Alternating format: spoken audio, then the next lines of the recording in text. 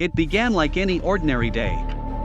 The sun rose quietly over the small town of Brookfield, its golden light spreading across tree-lined streets, neat lawns, and rows of modest homes nestled between groves of oaks and maples. It was the kind of town where everybody knew each other's names, where local high school football games filled Friday nights, and where nothing ever seemed to go wrong until it did. On the morning of May 14th, Lisa Miller, a 28-year-old nurse and lifelong resident of Brookfield, was reported missing by her younger sister, Emily.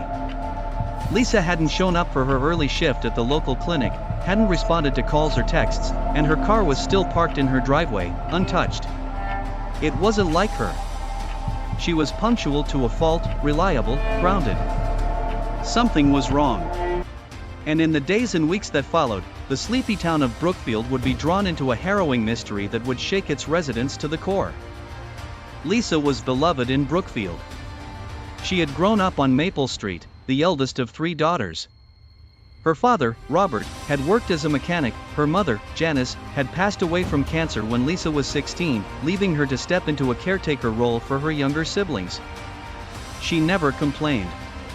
She graduated at the top of her class, earned a nursing degree, and returned to Brookfield to serve her community. Patients described her as compassionate and meticulous. Friends said she was a steady presence, the kind of person you could call at 2 a.m. if your life was falling apart. She was active in church, volunteered at the food pantry, and ran a side business selling handmade soaps at the Saturday market. She wasn't flashy or reckless. She was rooted, intentional, kind. That made her sudden disappearance all the more disturbing. The investigation began immediately.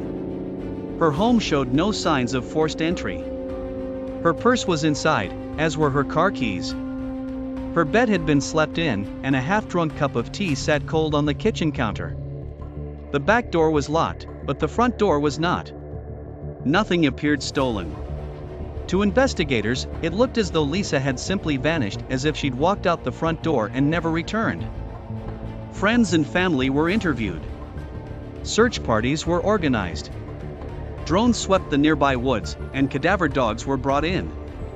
Flyers with Lisa's picture, her soft smile and shoulder-length brown hair, appeared on every utility pole in town. Social media lit up with theories and concern.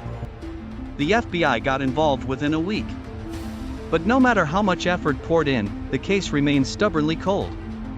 No evidence, no witnesses, no leads. As the weeks passed, theories began to take shape. Some thought she had been abducted, a crime of opportunity by a stranger passing through town.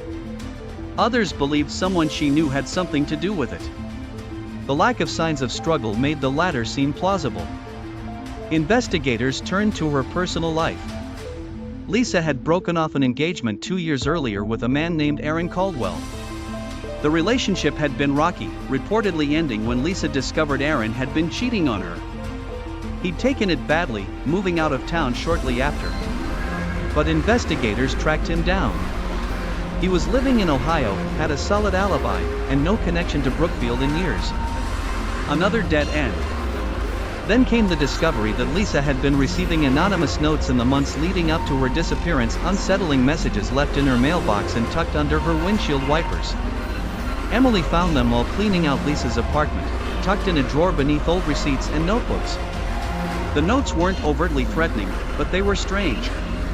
Phrases like "you belong to me" and "I know where you go" were scrawled in blocky handwriting. One simply read, "Soon." The police had not seen these during their initial sweep. The revelation reignited the investigation. A stalker? A jealous ex? Someone from her past?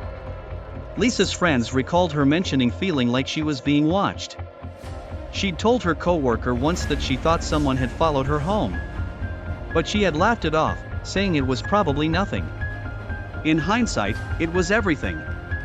Surveillance footage from a gas station near Lisa's apartment showed her shopping around 8:40 p.m. the night before she vanished. She appeared calm, alone.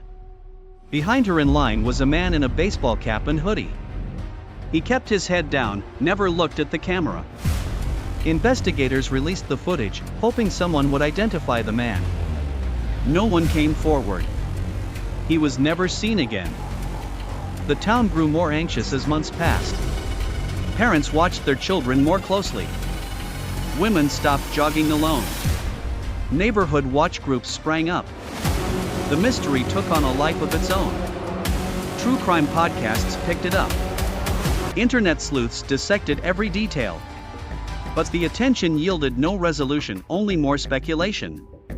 Emily, devastated and relentless, began working with private investigators. She refused to let her sister become another forgotten statistic. She spent every weekend putting up new flyers, posting vigils, and pleading with local news stations to keep the story alive. Then, nearly a year after Lisa vanished, a break came, or so it seemed. A hiker in a wooded area 15 miles outside Brookfield reported finding a woman's shoe half buried near an abandoned cabin. It was a faded blue canvas sneaker, partially torn. Forensics confirmed it matched a pair Lisa had been known to wear. Investigators combed the area, uncovering what they initially believed were fragments of human bone. But lab analysis later confirmed the bones belonged to an animal. The lead went cold, but the shoe was real. It was something. Investigators now believed Lisa may have been taken out of town, possibly alive, possibly not, but they had no idea by whom.